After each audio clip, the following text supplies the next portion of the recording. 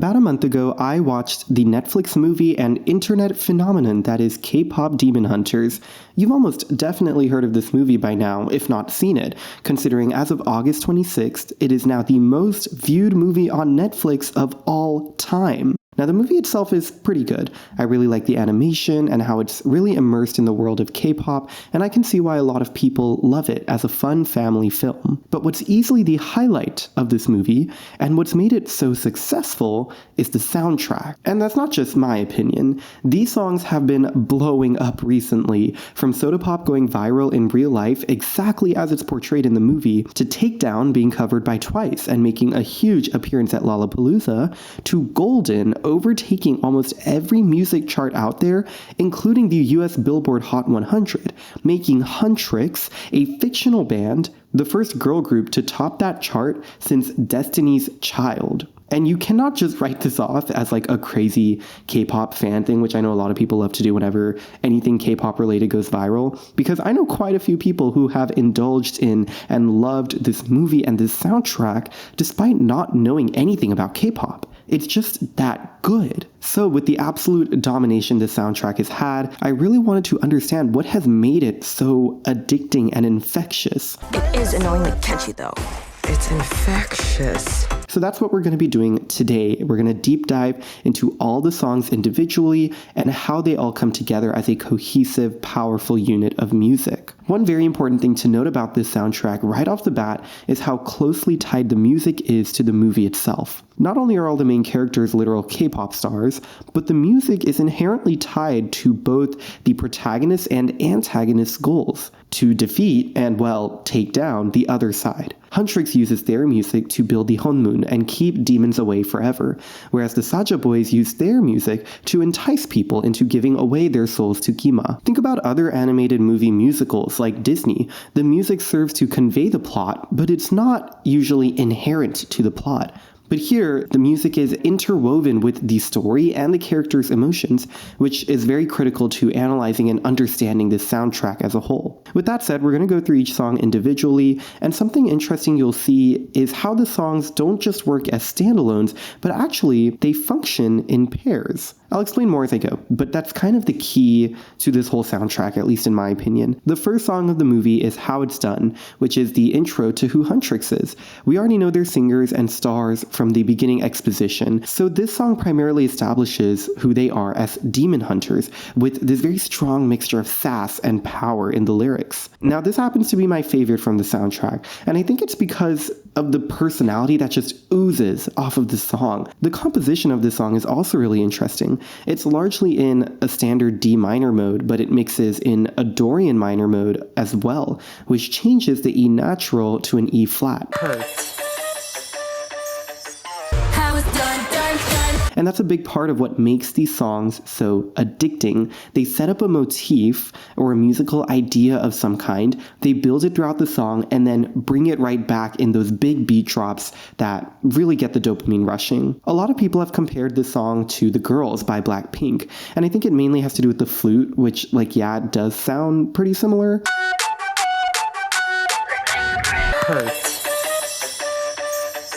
Blackpink also utilizes scale mixing and modal mixtures. It creates that mixture of power and hauntingness that really fits these kinds of songs. So that's great and all, but I think to really understand this song, we need to also talk about Soda Pop. Soda Pop is the introduction to the Saja boys, and while it's not the next song presented in the movie, it is next in the soundtrack. And I think that's for a reason. How It's Done and Soda Pop are intentionally designed to mirror each other as the introductory songs to their respective groups. Just as How It's Done encourages Huntrix's demon defeating side, which is their goal at the end of the day, Soda Pop is all about Saja Boys' appeal, how they're alluring, how they entice people to give up their souls, which is in line with their goal. The lyrics here are deceivingly catchy, but actually quite scary, literally saying that the demons feed off and drink up other people as if they're cans of soda. And we even hear some chanting at the end of the song, which I think is a little reminiscent of Your Idol. And this parallel is pretty explicit later in the movie. During the Idol Awards, guess which two songs are used to introduce the two groups? Huntrix, the Saja Boys. And even beyond the lyrical parallels, the two songs are very similar musically as well. First, the beats of these songs constantly shift throughout. They're very involved. They're upbeat. The idea of these songs is to get you having fun, get you dancing. Something about when you come from the crowd that's so humble and high. Need you to need me, I'm empty, you feed me so. Second, Soda Pop also plays with modes and scales, just as with How It's Done. Even though the song is mostly set in C major, the verses actually incorporate C Dorian minor mode. And again, it just gives the song a little bit more groove, a little bit more energy to it. Don't want you, need you, yeah, I need you to fill me up. Lastly, the line distributions on these songs are much more split between the characters, because again, it's an introduction to the groups as a whole, whereas later songs are much more focused on Rumi and Jinu because they're, our main characters ultimately. I'd even go as far as to say that the titular lines of each song melodically mimic each other with the way they bounce around the central note of the song and then land on it. So as you can see, overall, all these little details kind of build on each other to make these two songs a very convincing pair. And they're very distinct from the rest of the soundtrack as well. They're designed to kick things off. They're designed to get you dancing, to get you engaged with both of these groups and to see where is this conflict going to go. And that transitions us perfectly into the rest of the soundtrack, into the rest of the story. And so next up, we have Golden, which is presented before Soda Pop, but comes after it in the soundtrack. Again, I think intentionally because we get this pivot, both in the story and also musically. There's another video online that I think does a good job explaining what makes Golden such a great song. What makes this song so good is just the way that it fits the pop form so smoothly and seamlessly. The verses start in a lower register, with Rumi explaining feelings of loneliness and uncertainty. Then the melody climbs higher as Zoe and Mira tell us more about their own personal struggles to find themselves. Then we get the pre-chorus, which literally sees the melody climbing higher and higher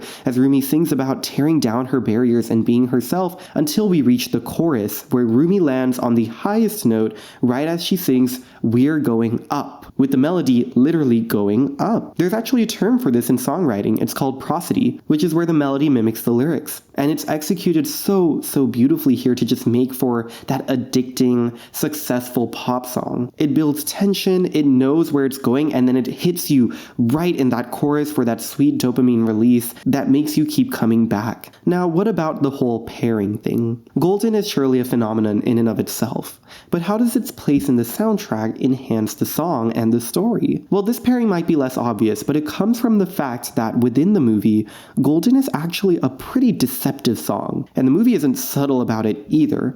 As Rumi sings, "No more hiding," she quite literally hides her patterns within her coat. They're telling you, hey, this song is great and triumphant and all, but it's not right. Another piece of evidence for this is the title itself.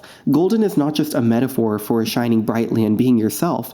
It's about the color the honeymoon becomes when it's permanently sealed. And as we learn later in the movie, that in itself was wrong, as it would exclude demons entirely from the picture, including Rumi herself. Hence why they build a new honeymoon that's blue. But at the time they're singing it, and even at the Idol Awards, Huntrix believes this is the right song for them to finally achieve their goal. So what other song in the soundtrack is similarly a deceptive song meant to achieve a goal? That's right, Your Idol. These two songs are the next pair. Even though Your Idol comes in toward the end of the movie and Golden is introduced pretty early on, they're honestly a lot more similar than you'd think. Both Golden and Your Idol are the songs that the group sing when they are kind of at their most triumphant moment about to achieve their goal, with Huntrix trying to seal the honeymoon during the Idol Awards and Saja Boy singing Your Idol when they finally lured everyone to their side.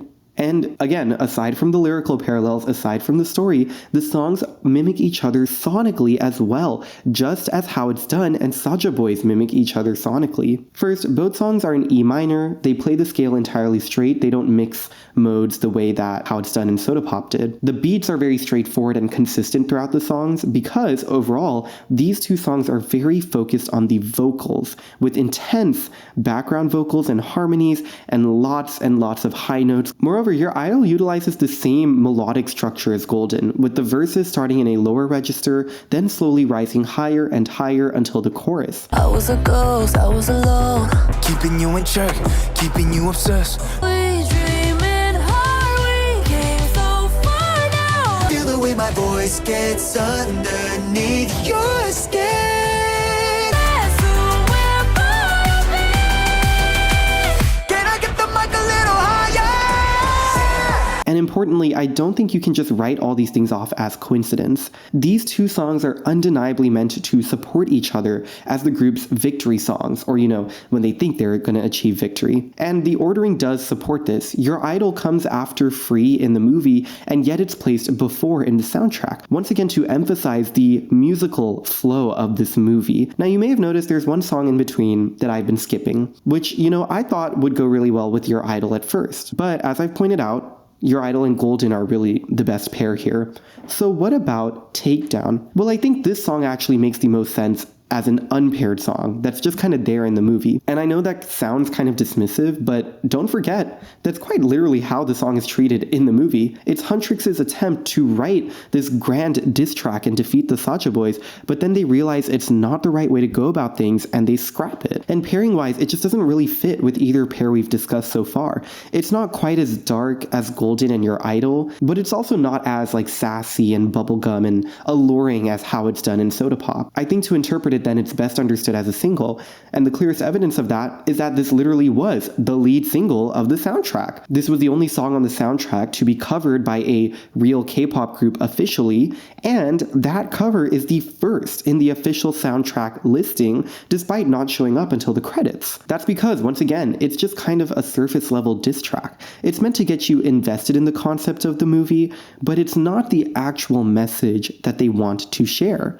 After all, demons do have feelings, and this is especially clear after you watch the movie. And none of this is to imply that this is a bad song. On the contrary, it's probably one of my favorites. That's because, just like the others, it uses the same songwriting tactics to set up an expectation and pay it off with explosive beat drops and vocals that are just so satisfying. There's another great example of prosody here as well on the titular lyric, "I'ma gear up and take you down." They literally go up and down melodically on those respective words. It's brilliant. Look you up and take you down. And now finally we get to Free and What It Sounds Like, the final pair of songs and the resolution. Both of these songs are about coming together and finding unity within the chaos to conquer our demons. Free sees unity between Rumi and Jinu, and What It Sounds Like sees unity within Huntrix after their previous split. And through the pairing of these two songs, they form, once again, another distinct unit within the soundtrack that pivots our focus. We've gotten the fun, upbeat introductions that made us want to see this battle. Then we got more of that battle and the two groups attempting to conquer each other. Now we need a resolution. And thus, these two tracks are much more focused on the lyrics and the stories they tell, seeing worlds collide and eventually peace be restored. These songs are really somber and heartfelt. There's lots of confessional lyrics and people revealing true things about themselves they haven't told anyone else. There's also a lot more orchestral instrumentation, I would say, like violins and pianos, to emphasize that more somber, ballad-like tone. Golden is another vulnerable song, but it's still very poppy at the end of the day. It's still driven by its synths and its electronic production. Not as much the case with these. I think these are very much more about the lyrics and the stories. What It Sounds Like in particular, beyond pairing well with Free as these resolving ballads, I think is a beautiful culmination of the entire soundtrack up till this point. Seeing a final triumph over the true demons all along, but not through deception, not through power and being badass, but through unity and being vulnerable and being harmonious. The beauty of this is that they actually call back to earlier songs. In how it's done, they sing about how they want darkness to meet the light in this very dominating, conquering way. But here, they're embracing that. When darkness meets the light, this is what it sounds like. This is the beauty of embracing both sides of who you are. Also, a really cool detail that I only noticed after 5-10 listens is that the melody that the background choir sings during the bridge is the melody of Golden.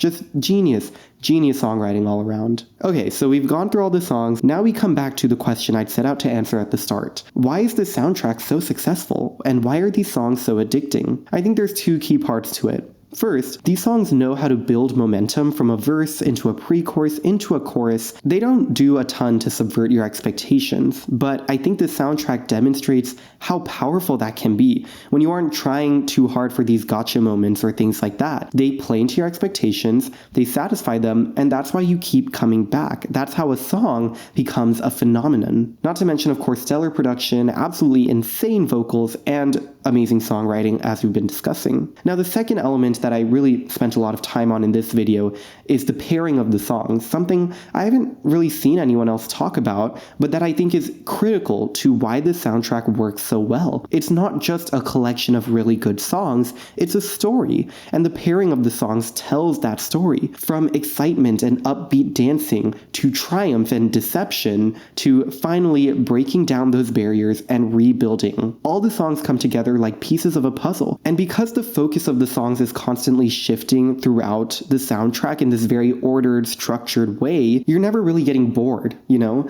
Remember what I said at the start, the music is inherently tied to the plot and the emotions of the characters. So as you listen through the soundtrack, you're not just enjoying the music, you're feeling this whole story once again. No song can be left out, no song fails to achieve what it sets out to do, and that is the mark of a perfect soundtrack. And this is setting a new bar for what other soundtracks should aim to achieve. You know, they don't have to do the exact kind of structuring and storytelling, but ensuring each song has intention to the story at large and building that story from start to finish, I think really makes for an irresistible soundtrack, and something that thus transcends being a soundtrack and becomes a phenomenon. So yeah, that's my analysis of the K-pop Demon Hunters soundtrack. Let me know down below what you thought, if you agree, disagree, if you have any additional insight to provide. You know, I'm still listening to these songs on a regular basis, and I would love to hear any more that I've missed. Please leave a like if you enjoyed this, it really does mean a lot, and subscribe if you like hearing me talk about pop music. And with that, I'll see you in the next one. Bye!